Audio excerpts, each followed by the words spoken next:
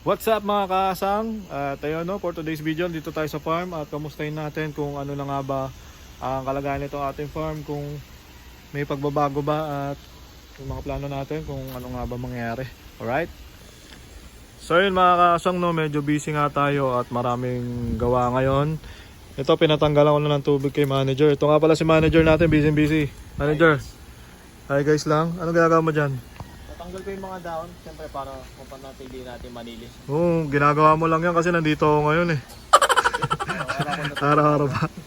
Baka ginagawa mo lang yan kasi nandito ako. So yun nga, no, siya nga yung nag-aalaga, yung pamangkin ko. Yan yung nag-aalaga ng ating mga isda dito. Simula nung nawala na nga si Papa. So, yung plano natin dito, babawasan ko yan pa ganyan. Tapos yung itim na yan talaga, ilalagay ko na doon pa ganyan na lang. Tapos yung bakod, babaguhin natin na ganyan. Kasi yung lupa talaga na kay Papa dyan, eh hanggang dito lang talaga yun. Kasi hinati-hati yan. Bali itong part na to, sa tita ko na yan. Ito sa isang tita ko na yan. Pinaghati-hatian na yan. Noon pa naman. So yung kay Papa kasi itong garahe, dyan sa kanya, hanggang dito lang yan. So ang gagawin ko, yung mga tabs, ihaharela ko lang dyan. Tapos yung bakod, iibahin ulit natin hanggang dito. Yan, so matrabaho, tapos papagawa ko itong bubong, papabuo ko na yan hanggang doon. Para hindi na natin problema itong dahon. So yun nga yung nagiging problema natin. Kahit noon pa, no, mga ilang taon na tayo dito, yun pa rin ang nagiging problema natin.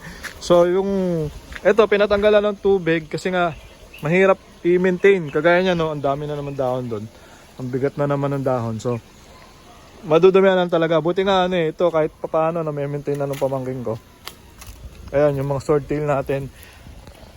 Ayan, ang lino na ng tubig, di ba? Hindi kagaya nung nakaraan na hindi talaga makita. Yan ang nagiging problema talaga natin nung nababagsakan niya ng mga halaman o dahon nung mangga. So ayun nga, ngayon nagpapakitang gilas. Nagpapakitang gilas ka. Hindi ka naman nagpapakain ngayon. Ayan, nagpapakitang gilas, biglang naglinis. Tapos biglang nagpakain, di ba? So yung trip mo lang naman mag-fish feeding ngayon, no? So yung mga isda natin dito, sabi ko doon sa pamangkin ko, yung gapi kasi inalis na namin ng tiyunti at nagpo-focus kami ngayon sa mga molly. Kasi yung molly, yun yung talaga yung medyo mabenta pa rin naman. At sabi ko sa kanya, yun ang paramihan. So yung mga molly natin dito, ito yung mga fried natin, lalaki na nga. Oh. Yung mga PKBM lang ang mga molly ko ngayon dito. Tapos pag nagkaroon tayo ng time, bibili ako ng mga bagong strain. Dadagdagan natin yan. So ayan yung hiniwalay-hiwalay niya na mga ilang pirasong mga molly. Kasi kinuha ko yung mga malalaki nandun na sa bahay.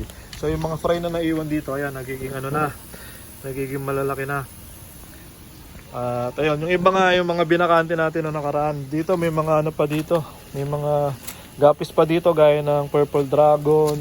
Meron pa tayong dambu ear. Meron pa ako niyan, mga dambu ear mosaic. Ito, 2 tab pa nga yan.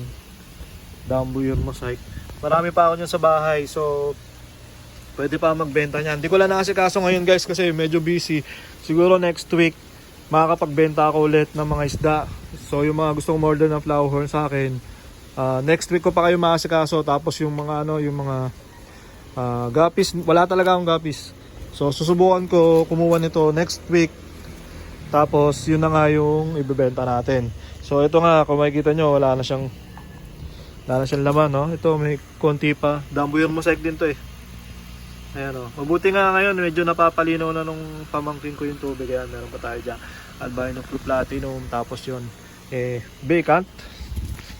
So yun, no, binibacant ko nga iba dyan kasi gagawin nga natin to. Pero uunahin ko muna yung sa bahay kasi may plano rin ako sa bahay.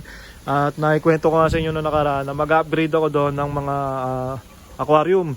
So yung ipa-priority ko kasi yung natin, yung mga flower horn. So itong live bearers natin, medyo ihuhuli ko na to. At ayan, no, pag sa mga susunod na buwan, hindi na magiging ganito itsura nito. So ito, parang ang mangyayari dyan, isa-isa na nakaganyan. Ganyan na yung ayos niyan. Kasi hanggang dito lang yung lupa na pwede kay Papa talaga na yung part niya talaga. Tapos ayan yung garahe niya. At ito, pabububungan natin yan. Malelesin na yung itong problema natin sa puno. Tapos iksi na lang yan. Pero pwede pa rin naman ako mag-isda dyan. Ang problema kasi mahirap talaga siyang i-maintain dahil dito. Tapos pangalawa, binebenta yung lupa kasi ang mahirap dyan pag naibenta yung lupa, eh, kailangan kong alisin agad at medyo mahirap gawin yon. Kaya habang hindi pa nabebenta, i-ready ko na yan hanggang dito. Hanggang doon yan, hanggang doon sa ano na yun ng aso, ng kulungan. Tapos yun, maluwag pa naman kami dito, pwede pa maglagay ng aquarium dyan. Tapos, ayun, anong plano mo? Ginawa ko, hindi, kwento muna bago plano. Kwento? Kasi ang May kwento nangyari, ka? kaya nung mga nakaraang araw, ay hindi, nung mga nakaraang video mo, nung pinanood ko yun, ginawa kong feedback sa sarili ko. Sabi ko sa sarili ko, alagaan ko pa yung mga tab doon kasi ang lalabo nga. Malabo talaga. Diba? Inaraw-araw ko siya. Sakto lang kasi kakatapos ko lang doon sa mga research ko, dalawa pa yun. Ayan, napalinaw ko. Ayan, buti nga medyo kinaya mong palinawin kasi kung tutusin si Papa kasi hirap na hirap din dyan. Kada pupunta ako dito nung last year na nakalipas, yung mga recent years, eh talagang hindi ko makita isda, sobrang brown. So ngayon, ang galing mo. Good job ka. At dahil dyan, may bonus ka. Yo, may bonus. Bonus. Kahit di tayo nakakabenta dito, kahit, ayun nga sabi ko sa kanya, basta alagaan niya lang yan. Bigyan ko siya ng bonus kasi kahit wala, actually sa totoo lang, wala talaga kaming kinikita dito sa ngayon. Dahil nga, pinaparami pa namin. Tapos, ayun, konti yung stock. Hindi rin mabenta. Kaya konti talaga. Yung kinuha ko dito noong nakaraan, hindi ko pa nabenta. Ay, nandun pa rin. Oo, nandun pa rin. Yan yung mga malalaking molly. So, ako, ang mga nabebenta ko ngayon is flowerhorn lang. So, yung mga crayfish natin, nandyan pa? Yan pa naman. Boy pa? Yung isa, hindi ko lang alam kung meron pa. Oo, yan. Kasi yung mga crayfish, silipin nga natin. Try natin silipin. Kasi, ano yan mahirap na ngayon mag-alaga ng crayfish. Kasi may, si B-Farm, meron, ano ba yan? Bumalik. Meron siyang, ang tawag doon, meron siyang guidelines. Hindi ka basta-basta pwede na mag-alaga ng crayfish. Ngayon ito, may mga naiwan si Papa ditong craylings. Tignan natin Pa-help nga ako, manager. Pa-help naman ako, manager. Yan, tignan natin Ito, may craylings dyan Ayun Oh, laki na. Laki na nito. So, 3 inches na to guys. Huwag mo sipitin. Masakit, manipit. Ayan meron dito mga 3 inches na. Mahirap masipit yan. Kaya ako, ayoko rin yan. So, ito yung mga iniwan ni Papa na mga craylings. Yan, nandyan pa rin. Laki bala ko sana ibenta kaso ngayon kasi medyo busy at nagmamadali ako. At, ayan, marami dyan ganyang kalaki. Tapos yung mga breeder natin, buhay pa ba yung mga breeder natin? Buhay pa, wala pa nagbabawas. Ito yung mga breeder natin, subukan kong mag-isa. Kumuha na isa. Ay, parang ang labo ng tubig nito ngayon Umaba yung tubig. Ang lalaki ng mga breeder ko dito Hindi ko kayang kunin. Ayoko kunin baka maano tayo. So hindi ko maano yan, lumabo yung tubig. Dagdagan mo na lang tubig to para luminaw. So hindi natin mapakita yan.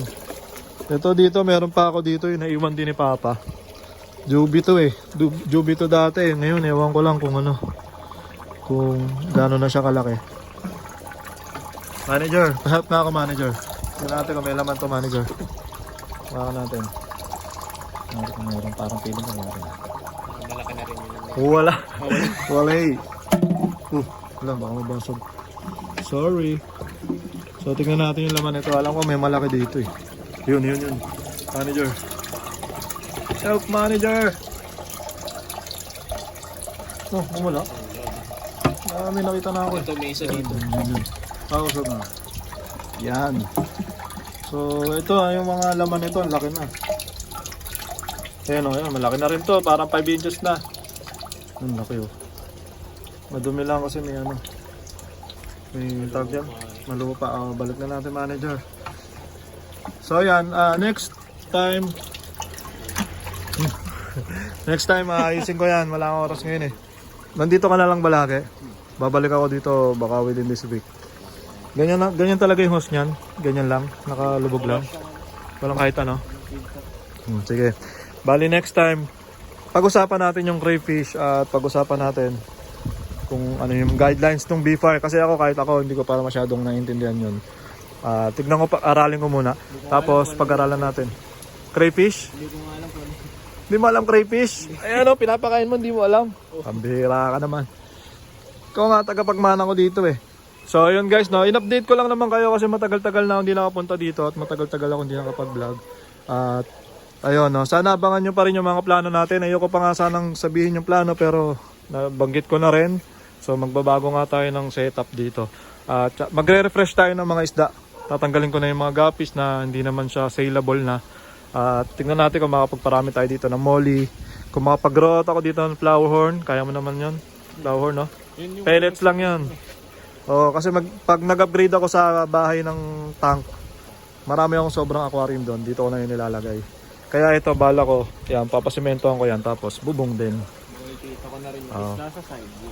Yan, para makita mo na may aquarium na dito. So, ayun, tapusin muna natin ang video na to. Sana nag-enjoy kayo. At ayun, abangan nyo, meron ka pang gusto i-promote? Wala pa. may YouTube channel, pero hindi niya nasundan. On the making pa lang. So, ayun, tsaka na lang yun. Tapusin muna natin ang video na to. Sana nag-enjoy kayo. Maraming salamat sa mga nanood. Peace out. Peace out. Alright.